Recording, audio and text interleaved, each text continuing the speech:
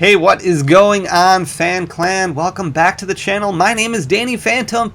We are on day 4, which is Thursday. So happy Thursday, everybody. We're also on our 4th day in a row of recording. That typically doesn't happen. We don't usually go every single day of a week. But we're going to this week because of the anniversary news that came out, which means today you're going to get the video that you were supposed to get yesterday, which is going to continue our discussion, kind of going over pack pricing this time, but continue our discussion going over the Pokemon market really in general, discussing trends and how things have started improving if we look at how things are now compared to where they were about 4 months ago. We looked at Shining Fates, we looked at single prices, we looked at sealed product, we looked at Hidden Fate sealed product and singles. We looked at battle styles just to get a better idea of where that set has come since it was first released. The reason we look over these last 4 months is because I've talked about this before, and I'll talk about it again just briefly here. February, March is really kind of the darkest point when it came to Pokemon card collecting. There was a lot of different mentalities out there and a lot of different thoughts, and that kind of all culminated into this this overflow of just emotion that kind of hit everybody because packs were so hard to find in stores. There was no product that was available. Demand was at an all-time high. Even though Pokemon was doing a good job of printing product and getting it out there, it just was getting bought up right away. And the reason it was getting bought up was a lot of people wanted to open product, but a lot of people wanted to sell product. So when we look at pack prices here, the reason this video is so important is because we are looking at an area right now where pack prices have come down to a point where it gets very, very difficult for people to kind of try and resell these on a secondary market, which is what it's all about. That's what we really, really want. We're going to kind of look at the data and analysis to go over where the market is now and why that's a good sign moving forward.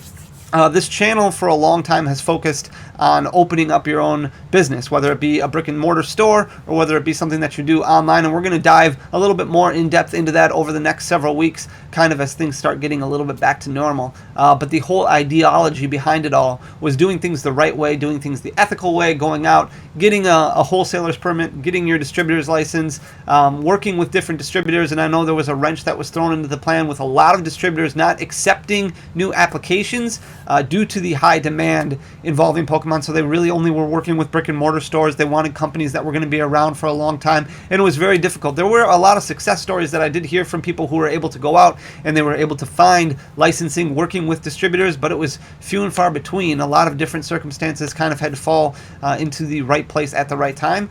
So we're going to continue talking about that as things start getting a little bit better, and we're working on finding respectable margins and kind of building your business that way without worrying about getting rich quick overnight. Kind of this mentality of what Pokemon became when it became really this money-grabbing opportunity for a lot of people. And a lot of people saw that who weren't typically invested in Pokemon or didn't have the knowledge of Pokemon. They saw it as this big cash cow that a lot of people could just kind of jump into the market, buy this first edition Charizard for $20,000 and then sell it for $40,000 and get this giant return on their initial investment in the span of, a week. And for a lot of people that kind of worked because cards did just completely jump up overnight. But now as things start getting back to normal, a lot of those people have left the industry. A lot of people are realizing that this is not what they originally thought it was. It's not a get-rich-quick scheme or anything like that. This is an opportunity as far as growing a business and growing a brand and doing things the right way. So I want to talk about specifically booster packs in this video and why it's so important that these numbers have shifted quite a bit. And we're going to look at basically all the sets that have come out from Sword and Shield base onwards. And I know we would love it if Pokemon would focus on reprinting some of those older sets. I don't see that necessarily happening because there is product that people still need from these sets. And I've had a lot of people ask me, well, why should they be reprinting sets like Sword and Shield or Rebel Clash? The market is the market. And I totally understand that mentality and where things are coming from. And it wouldn't be a bad thing if they didn't reprint it if these prices continue to stay at least at a respectable level. But as Pokemon continues to look at opening up the competitive floodgates as they start getting back to leagues and start doing sanctioned events as early as possibly 2022, as soon as January hits, that means a lot of people are going to start paying attention, and we'll look at that next week as well. One of the important things is a lot of competitive cards are really starting to climb in price, and that's something that as things go back to normal as a brick and mortar store or as an online store, a lot of singles are the kind of the area where you want to pay attention to, and not necessarily from a collector standpoint, but from a competitor standpoint, because those are the cards that are going to be selling frequently on TCG Player or on your website or wherever you may list cards, because a lot of people are going to be preparing decks for tournaments or kind of theory mounting in their planning, looking at the meta, and they're just trying different things. They're playing at a local league, they're playing with friends, things like that, to try and get a better understanding of what's going on in the format. So that's why it's so important to make sure that there's singles out there and product out there available for people to be able to build decks. And the other thing is, tournaments need prizes. They need booster packs, booster boxes, things like that. Tournament organizers need those things. So there needs to be print runs of those in order to supply winners in top 32 and top 16 with their prize support for doing well and placing in tournaments. So that's another reason these products have to at least be available to be ordered. So we're going to look at prices in March, the high end of prices, to what the current price is for booster packs that you can buy on TCG Player. So I went to TCG Player and I just looked at the current pack prices for all the Sword and Shield base sets, and I want to talk about why $5 is such an important price point for these packs to be. So we're going to start off with Battle Styles, which is the most recent set that we've had released. I'm not including Chilling Reign because there was no March price for that, and that set did just come out. And I know that right when Chilling Reign came out, there were some hangers that were selling for somewhat expensive pricing, but then I think people realized that this set wasn't getting bought out. The set wasn't going the same way as everything else did, so this was going to be available. When we look at Battle Styles, when Battle Styles came out, it was kind of at a weird point because people didn't really know what to expect. Battle Styles didn't get a lot of hype from people because it wasn't known as this collector set, but a lot of people still were excited about it because it had some good competitive cards in it, and people didn't really know which way to go. So I think when Battle Styles originally came out, a lot of people who were kind of trying to take advantage of the market went out and they bought up a lot of these blister packs, and they just kind of got stuck with them. A lot of hangers, a lot of booster packs, a lot of booster boxes, things like that, that a lot of shops or a lot of people who were looking to sell on the secondary market bought these up thinking that Pokemon was just going to continue this trend of selling out and selling out and selling out, and it just wasn't that widely open from as many people because collectors didn't view it as much as of a collector set. There wasn't a whole lot of chase cards in it. Some people were excited about the alternate art Tyranitar, some people were excited about the alternate art Empoleon, some people were excited about the Golden Houndoom, but other than that, there was not a whole lot of hype behind that set when it comes to a collector standpoint, and competitive couldn't bring that set all the way up because there wasn't any competitive events happening. So when we looked at Battle Styles, when it first came out right away in March, some people were having a hard time finding it and some people weren't. Because of that, it was kind of at this weird place where this high price point out there was selling at $7.99 because people didn't know, hey, should I be buying this before it goes higher, or should I just wait and hope that this goes lower? Because it does seem like this price isn't quite as high as what it was for some of the previous sets. So it was selling at some points for $7.99, $8 a pack. And now you can go out and you can buy Battle Styles for dirt cheap. I mean, $2.97 a pack. You can actually buy them even cheaper than that if you buy a booster box, because there's booster boxes that are selling out there for $90, $95, which is going to be a better price than that $2.97 because you're buying them more in bulk, right? You're buying 36 at a time versus just one. But you can go out and you can buy a booster pack of Battle Styles for $2.97. That's a 63% drop from when it came out in March. And sure, you could have found the packs probably cheaper, but these packs were selling for about $8 back in March, which is crazy to think when Battle Styles first came out, the set that a lot of people didn't know about. That really showed how the market was shifting right then and there. So Shining Fates was obviously the set that came out that everybody was like, oh, you got to have Shining Fates. You got to have Shining Fates. And at one time, I mean, $12 was kind of the going norm for a lot of different places. I saw Breaker selling these things for $15, $16, $17, $18 a pop, which is absolutely crazy to me. But these were selling for about $12 a piece back in March. Now you can buy them for $6.85 on TCG Player. There are some sites you can buy them for even cheaper than that. So $6.85, definitely a much better price than that $12 price that we saw back in March. You're looking at about a 43% drop, and we can understand this just by looking at, we recorded a video going over Shining Fate's pricing as far as singles go.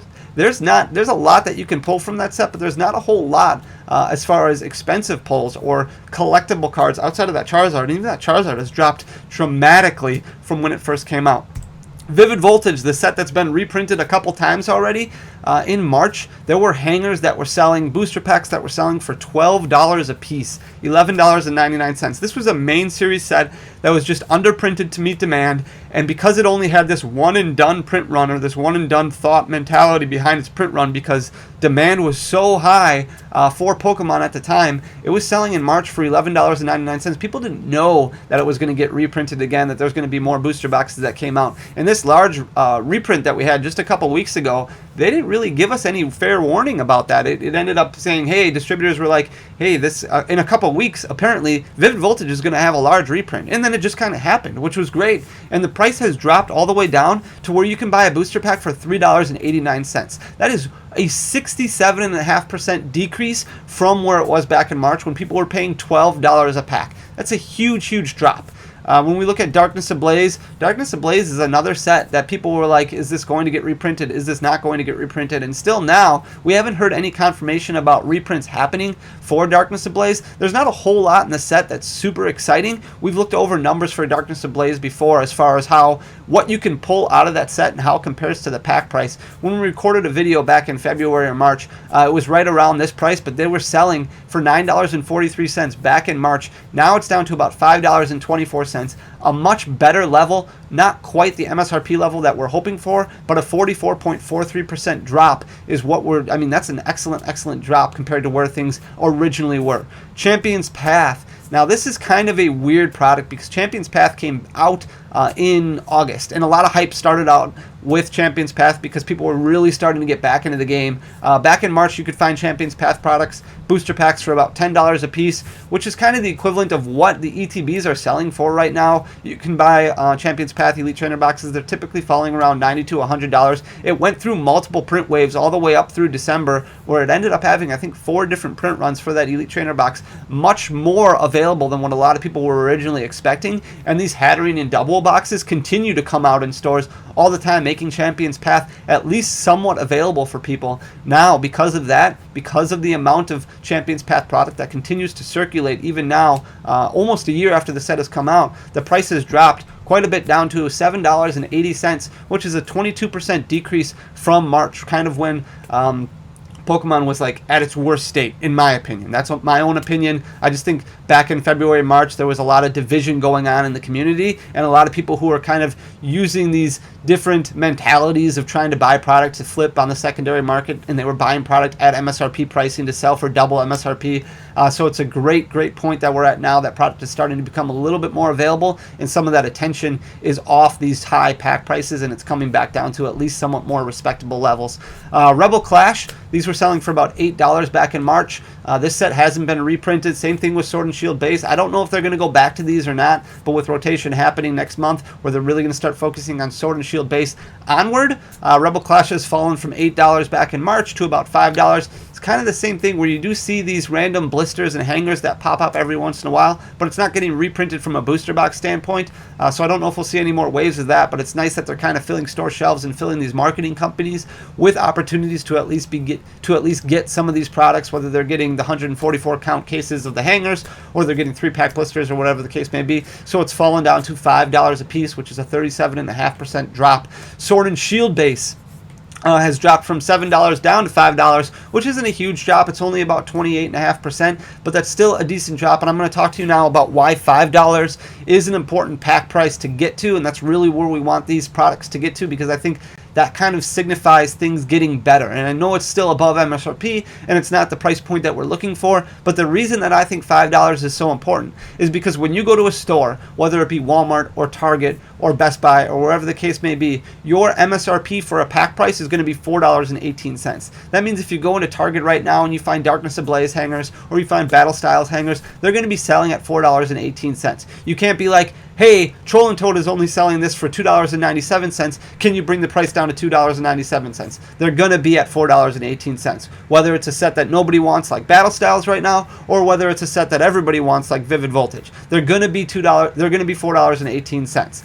So that means if somebody goes in there and buys out all of the product, they're paying $4.18 plus tax for each hanger that they get. And the reason this is so important is because if you're starting to factor in fees and you factor in tax, and let's just say 6% tax is just a generous number that I gave, that means you're paying $4.43 per booster pack. So when you start factoring shipping, when you start factoring in ancillary costs like gas or bubble mailers or things like that, $5 is not a break-even point. $5 is a loss. Once you start getting up to these higher pack prices like $8, $9, $10, $11, then that starts giving the opportunity to people to be like, hey, I don't need a distributorship to work with. I can just buy all this product out from Target and Walmart. I can wait in line for 2 hours and just buy off all the hangers off the shelf, and I can sell them for $10, $11, $12 a piece because that's twice what they're selling for in the store. That's good margins. If the margins aren't there, it really stops giving people the idea of this opportunity being available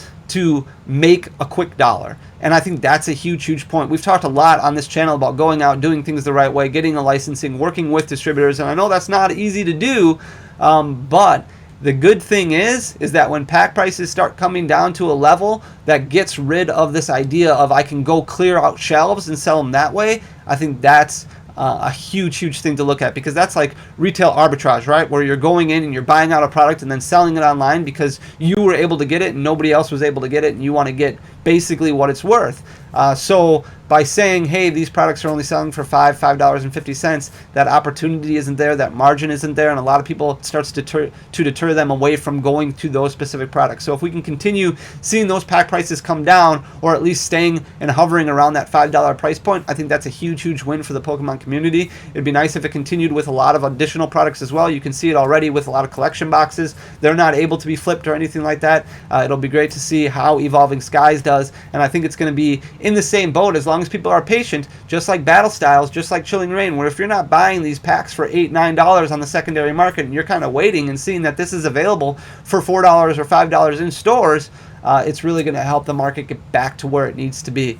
So that's why I wanted to kind of cover over pack prices. I hope you guys enjoy the data. I really, really appreciate all of your comments, all of your support. You guys have been amazing. If this is your first time here, or if you've been here before, make sure to hit that like button down below, leave a thumbs up, leave a comment down below, and make sure to subscribe to the channel if you're not already. I really, really appreciate the support. All those things go a very long way for the algorithm. So guys, thank you so much for everything. Until next time, peace.